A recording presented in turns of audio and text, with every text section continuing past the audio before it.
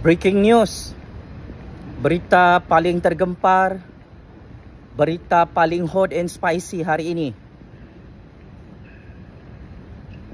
Akhirnya, Azila Hadri, bekas polis SB yang mendedahkan beliau diarahkan oleh banduan Najib Razak untuk membunuh Al-Tantuya Syaribu, telah dibebaskan daripada hukuman gantung sampai mati dalam Mahkamah Malaysia secara rasmi hari ini. Cukup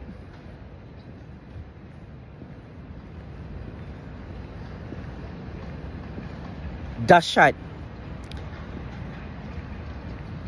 Bekas polis Azila Hadri yang membuat akuan bersumpah beliau diarahkan oleh banduan Najib Razak untuk bunuh Al-Tantuya Syaribu beberapa tahun lalu, akhirnya terlepas daripada hukuman gantung sampai mati di dalam Mahkamah Malaysia hari ini.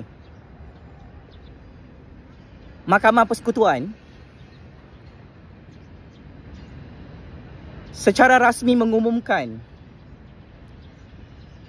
melepaskan pembunuh model Mongolia Al-Tantuya Syaribu, bekas Chief Inspector Azila Hadri, daripada hukuman gantung sampai mati. Sebaliknya, hukuman mati bekas komando polis itu digantikan dengan hukuman penjara 40 tahun sahaja dan 12 sebatan. Al-Tantuya Syaribu dibunuh di kawasan terpencil di Shah Alam, Selangor pada Oktober 2006 yang lalu, iaitu kira-kira 18 tahun yang lalu. Mayat Al-Tantuya Syaribu diletupkan dengan bahan letupan grade tentera. Azila Hadri yang berumur 48 tahun membuat permohonan secara rasmi susulan penguatkuasaan Akta Pemansuhan Hukuman Mati Mandatori 2023 pada 4 Julai tahun lepas. Keputusan sebulat suara panel hakim berhubung permohonan semakan hukuman mati itu dibicarakan oleh Ketua Hakim Negara Tengku Maimun Tuan Mat. Kata Ketua Hakim Negara, pemohon iaitu Azila Hadri dibenarkan. Hukuman gantung ditolak dan digantikan dengan pemenjaraan 40 tahun dan 12 sebatan. Kata Tun Tengku Maimun yang bersidang bersama Presiden Mahkamah Rayuan Abang Iskandar Abang Hashim dan Yang Arif Hakim Nordin Hassan.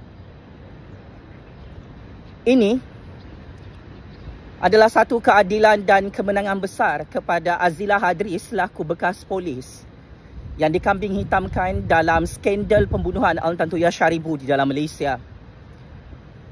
Benar dan tepat ramalan saya bahawa Azila Hadri tidak dihukum gantung sampai mati di dalam penjara negara Malaysia selepas beliau membuat pengakuan dalam Statutory Declaration bahawa banduan Najib Razak mengarahkannya untuk bunuh Al-Tantuya 18 tahun lalu dalam Malaysia. Mari kita bongkar semula apakah pengakuan Azila Hadri mengenai skandal bosku yang menjadi dalang utama dalam pembunuhan Al-Tantuya Syaribu, sehingga banduan Najib Razak tidak berani saman fitnah Azila Hadri di dalam Mahkamah Malaysia. Bekas pegawai unit tindakan khas UTK, bekas SB Azila Hadri yang sebelum ini dijatuhkan hukuman gantung sampai mati membuat pengakuan mengejutkan apabila mendakwa Datuk Seri Najib Razak mengarahkannya membunuh wanita Mongolia Al-Tantuya Syaribu pada tahun 2006. Bekas anggota polis berpangkat Chief Inspector itu dalam akuan bersumpah bertarikh 17 Oktober tahun 2019 mendakwa Najib Razak yang ketika itu Timbalan Perdana Menteri turut mengarahkannya melupuskan mayat wanita Mongolia itu. Azila Hadri mengikrarkan kandungan SD itu di penjara Kajang, mendakwa arahan itu diberikan secara lisan ketika bertemu dengan Najib Razak pada 17 Oktober 2006 di Pekan Pahang.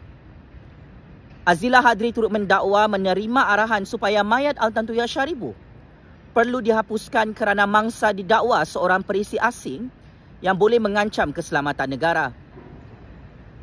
Quote in quote, Azila Hadri menyatakan dalam akuan bersumpah, TPM iaitu Najib Razak menyatakan bahawa perkara ini tidak boleh diketahui umum kerana ia membabitkan ancaman kepada keselamatan negara.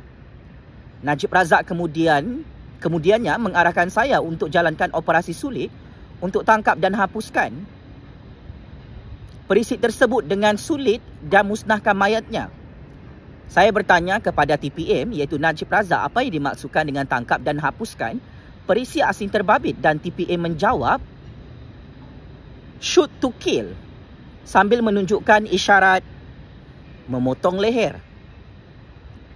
Apabila ditanya berkenaan maksud musnahkan mayat perisi asing terbabit, TPM iaitu Najib Razak menjawab lepuskan mayat perisi asing, hilangkan kesan. Kandungan SD Azila Hadri itu yang disiarkan dan viral beberapa tahun lalu di semua platform media arus perdana adalah sahih dan benar. Sehingga tahun 2024, akuan bersumpah ini tidak dapat dinafikan oleh banduan Najib Razak, dan banduan Najib Razak tidak berani saman fitnah Azila Hadri selepas beliau kantoi menjadi dalang utama mengarahkan bekas polis SB itu untuk membunuh Al-Tantuya Syaribu.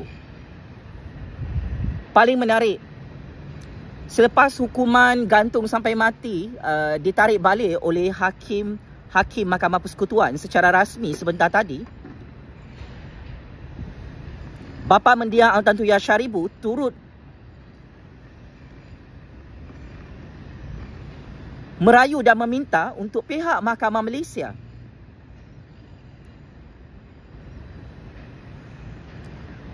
menarik balik dan membatalkan hukuman gantung sampai mati ke atas Azila Hadri yang bukan dalang utama membunuh Al-Tantuya Syaribu. Keluarga Al-Tantuya Syaribu telah memaafkan Azila Hadri.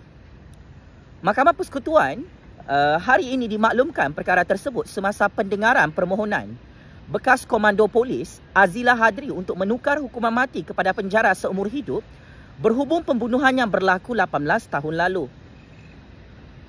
Al-Tantuya Syaribu dibunuh di kawasan terpencil di Shah Alam ketika umur beliau mencecah 28 tahun pada Oktober 2006 di Selangor. Mayat Al-Tantuya Syaribu diletupkan dengan bahan letupan grade tentera.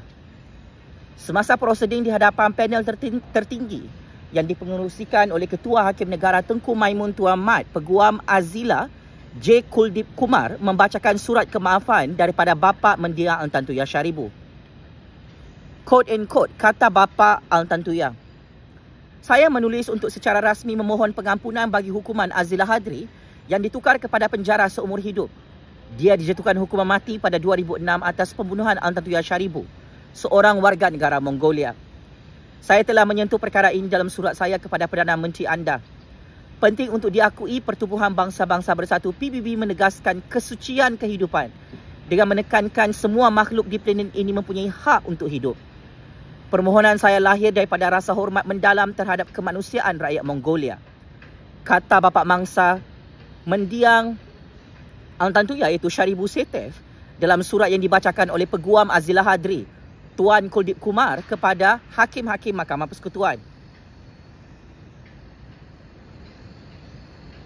Maka, dengan permohonan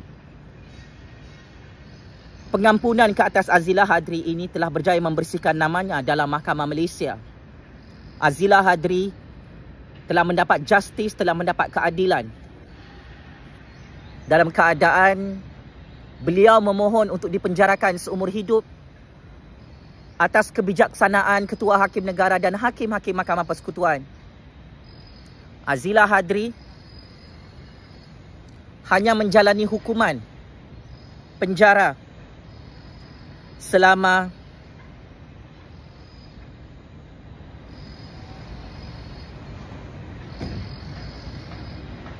40 tahun dan 12 sebatan.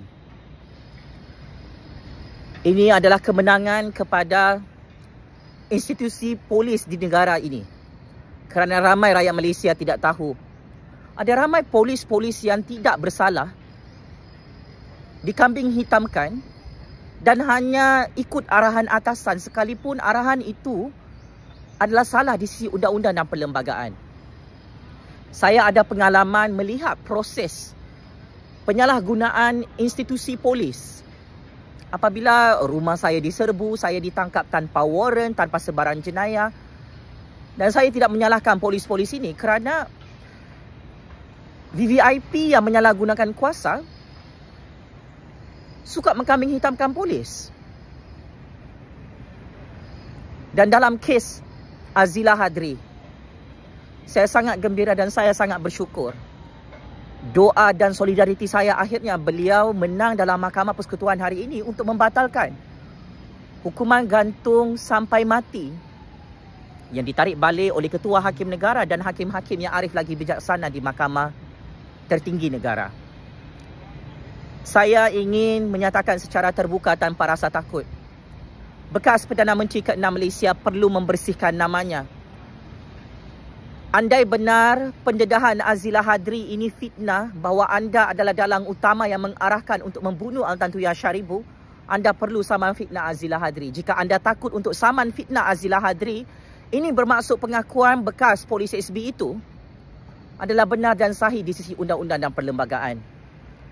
Saya juga ingin menuntut keadilan undang-undang agar dalang utama ini terus diheret dalam kandang mahkamah, agar tidak ada lagi mana-mana politikus atau VVIP menyalahgunakan jawatan mereka untuk membunuh sesiapa sahaja yang mereka tidak suka di dalam negara ini.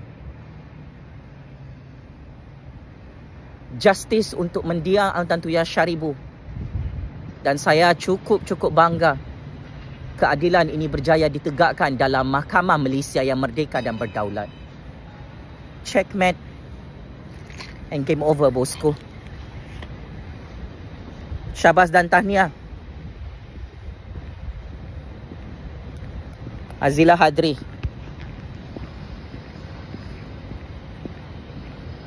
Daulat Tuanku yang di-Pertuan Agong, daulat Tuanku Raja-Raja Melayu. Terima kasih.